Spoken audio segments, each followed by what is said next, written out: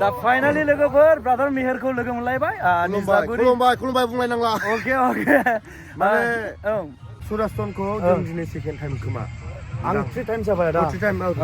फार्स्टआवहाय जों माबायावमोन फुटबल माबायावहाय अन्थाइबारियाव औ ओमफ्राय जोंहा बेंज्लायखौ खननै जाबाय दायो आङो मय दं एसेब्लाबो नोंथांमोना भिडिअ क्लिपफ्राव नायनानै मिथिबाय जानो हागौ दायो आङो दंफैयो चिरां डिस्ट्रिक्टनि सिङाव थानाय निज्लागुरि पिकनिक स्पटआवहाय दायो नै बियो मेन गेट आङो हाबलांसिगोन भिडिअखौ नायलांदोलाय लोगोफोर निज्लागुरिनि पिकनिक स्पटनि जायगा भिउ जायगाफ्रा माबायदि आङो नैबे भिडिअनि गेजेरजों फुलि माने एक्सप्लर खालामनानै देखायसिगोनलाय लोगोफोर स' लोगोफोर नायलांदो गोबां मानसिफ्रा लामानि माखासे लकेसनफोरखौहाय मिथिया बुंहरनो बहाय बे जायगा होननानै दा नोंथांमोना काजलगाव जानानै जुदि दावखोयोब्ला सान्तिपुर डाइरेक्ट लामा थुक्राझार बेंटल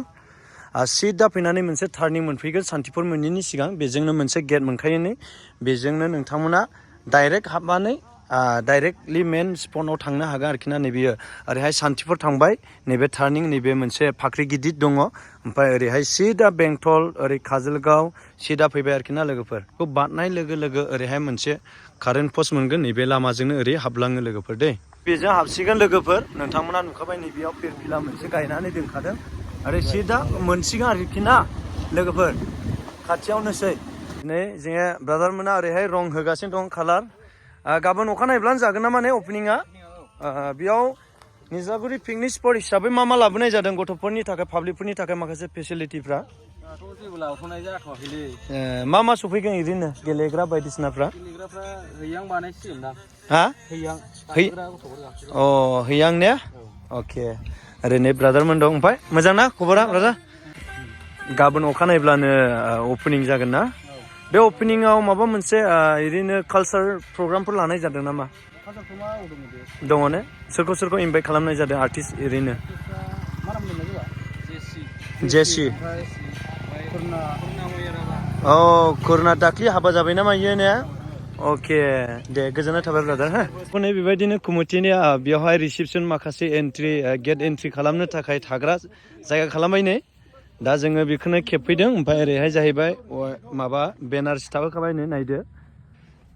बेयावनो थागोन आरोखि ना कमिटिनि मानसिफ्रा बेयावहाय ओमफ्राय माने गेट एन्ट्रि खालामगोन आरोखि बेयाव दान्दा बायदिसिना होथेनाय जागोन दा नै नायदो फाइनालि नै नायदो आङो खाथियाव सफैबाय ओमफ्राय नायदो नै ओरै गेट दङ ओमफ्राय माबायदि नायदो नै बेफोरनो आरोखि ना लकेसनफ्रा निज्लागुरि पिकनिक स्पटनि माखासे लकेसनफ्रा ओमफ्राय आङो दा अबेयाव माबायदि प्लेसफ्रा पिकनिक जाजागोन ना जाजाया आङो बेखौबो देखायगोन माखासे एक्सट्रा जायगाफोरखौहाय नै दा जोङो बेखौनो खेबनो फैदों आरोखि ना लोगोफोर एसे नायदो नै मोजां एसे साजायदोंना नै गेलेग्रा बायदिसिना सेल्फि पइन्ट सेल्फि जन बेफोरबायदि खालामदों नै दै स्राय नोंथांमोना गामसा साफुन बेफोरबायदि लानानै दुगैफैनो हागोन आरोखि ना नायदो नै बेनो जाहैबाय निज्लागुरि पिकनिक स्पटनि भिउ जायगाफोर बहा देग्लाय नै दंफांनि दालां ओरैहाय नै डाइरेक्ट थखथासो जाबखादों आरोखि ना बिदिनो हनै दुगैलायो गोबांनो नोंथांमोनाबो दुगैफैदो ओरैहाय नायदो जिरायनो मा खालामनाय जादों नै दाबो ना मा बिदिनो कमप्लिट जाथ'वाखै दाबोनो एसे दंबावो आरोखि नायदो नै बेफोरो जरा जिरायग्रानि थाखाय एसे होनाय जादों मोजाङानो नै गाज्रि नङा दा नै बेफोरावहाय मा जानो आङो फुलि देखायसिगोन ओमफ्राय बैथ' जाहैबाय ओरैहाय गोबां मानसिफ्रा बेयाव मोसागोन लावखार ओंखाम जागोन बास आल्ट्रा दंफैयो हनै दिनैबो हनै दङ नै नायदो ओमफ्राय ओरैहाय बैफोरथ' दखान जागोन आङो खाथियाव थांगोन सोंगोन दा नै बेफोराव एसे जिरायग्राफ्रा मा एसे आल्ट्रा मडेल आरोखि ना नै देग्लायनि जिरायग्राफ्रा एसे नोंथांमोना नायदो बेयाव एसे जिरायजाथ'नाय नङा खोमा दिनैथ' जोंथ' माने गाबोनसो नालाय अपेनिङा ओमफ्राय दिनैनो जोङो एसे एक्सप्लर खालामनो थाखाय फैग्रोनाय जाबाय निज्लागुरि पिकनिक स्पट हिसाबै मोनसे प्लेस हिसाबै माबायदि डेक'रेसनखौ खालामनाय जादों बेखौ माने जास्ट देखायनो थाखाय आङो फैनाय जाग्रोबाय आरोखि ना आरोबाव आङो नाजालांगोन नोंथांमोननि गेजेराव आङो जेरैबो गिदिंनानै नोंथांमोना नायलांबाय थाब्लानो जाबाय भिडिअखौ लोगोफोर दा लोगोफोर नै ओरैहाय गोबां दखान बानायनाय जाबाय माने बेफोराव गासिबो दखान जाजोबगोन आरोखि ना ओमफ्राय हरैहाय हनै एसे गिदिर हटेलफोर दङ हनै बिबार मा होनदों रेस्टुरेन्ट बिबार रेस्टुरेन्ट दङ हनै ओमफ्राय मा दङ जिखुनु बेफोर गासैबो दखान जाजोबगोन आरोखि ना जेनिबो आंखाल जानाय नङा गासैनिफ्राय एभ्रिथिं माने मोनजोबनाय जागोन आरोखि दा बियो जाहैबाय नैबे मोनसे डेक'रेसन बानायना होदों बिनिनो खाथियावनो एसेल' खोला नामायनांगौ आरोखि ना बेफोरनो दखानानो ओरै गासिबो दखान जाजोबगोन आरोखि ओमफ्राय हरै थांबावगोन लोगोफोर आङो देखायलांबावगोन स्टार्ट जादों नालाय नै ओरैहाय बानायगासिनो दङ सेटिं खालामगासिनो दङ माने गाबोनफोरनिफ्रायसो अपेनिं जागोन ओमफ्राय बिनिफ्रायसो दखाना स्टार्ट जागोन आरोखि बिबार रेस्टुरेन्ट बेयावहाय मा मोनगोन आदा ने गाबोननिफ्रायनो होखागोन दा स्टार्ट ना गाबोन बिदिनो मा मोननाय जागोन बे बिबार रेस्टुरेन्ट हिसाबैहाय हांनाय थांनाय गासिबो ना अके बरिया ओरैहाय होगासिनो दङ नै ओरैहाय हांजेनबाय आरोखि ना नै दा फैदो बेफोराव गासैनिबो आंखाल गैया आरोखि ना मोनजोबगोन ओरैबो दं हनै दा नै जोंहा बिनानावाबो बेयाव दखान होदों ओमफ्राय बिनानाव मा मोननाय जायो नोंनिलाय अमा मोनो ओमफ्राय मैसो बेदर मोनो ओमफ्राय अमा हांनाय मोनो बे हटेलाबो नोंसिनि ओंखारनाया गासिनोबो एभ्रिथिं मोनजोबगोन होनबा मा होनदों बाजै नादाम हटेल ना मा होनखो नामा ना नादाम हटेल अके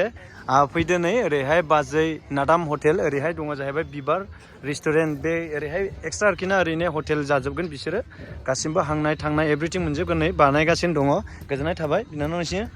ओमफ्राय ओरैहाय हांगोन नै मा हांगोन बेयावलाय ब्रादार एन्जर जागोन ओमफ्राय लकेल दाउ फारौ गासैनिफ्रायनो बयलार फारौफ्रा मासेयाव बेसेसिम लानाय जागोन नायसै र' केपासिटिफोरखौ ने अके औ दे गोजोननाय थाबाय ब्रादारनिसिम लोगोफोर नै बेयावनो जागोन जेनाखि निज्लागुरि पिकनिक स्पटनि गाबोननि प्रग्राम जानो गोनां जेनाखि कालचार प्रग्राम नै बेयावनो दिनैसो दासो बानायगासिनो दं आरोना स्टेजफोरखौहाय नै